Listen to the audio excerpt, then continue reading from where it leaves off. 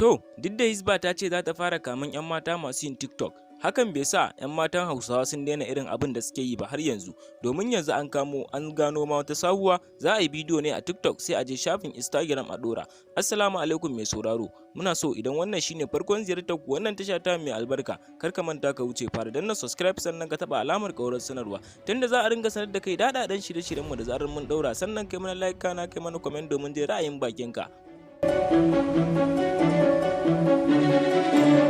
Lamarin dai babu abin da za mu yi cewa sai dai mu ce to, wannan doka da za ta ɗauka Allah ya sa hakan shine mafi alkhairi. Dama za ta fara kaman su da kowa ya huta, abin da duniya take ta gaya kenan. Mutane ba sa ganewa ko abin da aka yi wa Murja Ibrahim Kunya hakan ba zai zama izina a gare su ba, su daina irin abubuwan da suke yi a matsayin su na 'ya'yan Hausawa, kuma hakan suna tutiya da su musulmai ne.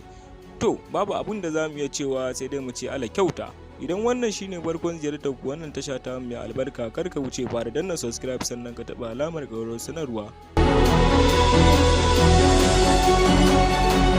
Kada ku ce mun dame ku ko kuma mun cika ku da wani dogon surutu, duka dai ba tare da bata lokaci ba, za mu iya cewa da harshen Hausa a nan gurin za mu karkare tabarman shirin namu na yanzu. Muke cewa ku haɗu da mu a wani shirin na gaba domin ganin me zai wakana. Wannan tasha dai ta Hausa Fulani ta saba warware muku abin da ya ɗaure muku kai tun ba wannan kuma ko riga da kun sani, ko 'yan uwa masu kallon tashan nan ta mai albarka. Ba wani dogon surutu ko kuma mu ce za mu dame ku da wani bakabari da ba muna so dai ku danna subscribe da alamar ƙaurar sanarwa domin sake sayar da ku shirye-shiryenmu da zarar mun daura.